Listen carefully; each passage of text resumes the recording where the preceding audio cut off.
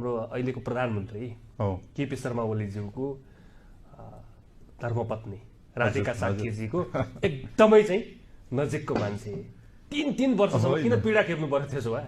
होइन, यो भाष्य सुरुमा त्यति बेला मलाई लाग्छ 77 सालमा एमडी हुनुको लागि कुरा चल्दै गर्दाखेरि पत्रिका मिडियाहरू केही निश्चित स्वार्थ समूहले चाहिँ चलाइदिएका हुन्। मेरो कुनै पनि त्यस्तो सम्बन्ध नाता छैन। राधिका साक्यजीसँगको तपाईँको नाता के हो बताउनुहोस् है? म इलामको साक्य हुँ। इलाम बजारमा मेरो घर हो होइन, मेरो बुवा बाजे कि हुन त काठमाडौँबाट गएको, फेरि त्योभन्दा अगाडिको पुस्ता हेर्नुहुन्छ भने काठमाडौँबाट गएका हौँ हामी, तर इलामका भन्छौँ हामी होइन। अब त्यो हिसाबले त अब सामान्य प्रधानमन्त्री झापाको हुनुहुन्छ भने मलाई त्यताबाट नाता लाउन मिल्छ।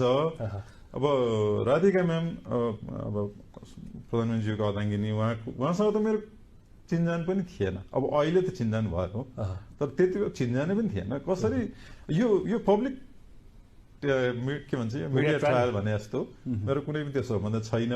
उहाँले पनि भन्नुभएको छ मेरो सालो कोही पनि होइन है भनेर चाहिँ मन्जुले पनि भन्नुभएको छ है। राधिका साक्यसँगको तपाईँको नाता भनेर जसरी आयो नि बाहिर, तपाईँ कार्यकारी हुँदै गर्दाखेरि त्यो गलत थियो? गलत थियो र त्यो मलाई गलत तरिकाले प्रोजेक्ट गर्नलाई, यो मान्छेले गलत फाइदा उठाइरहेछ भन्ने खालको देखाउनुको लागि गरे।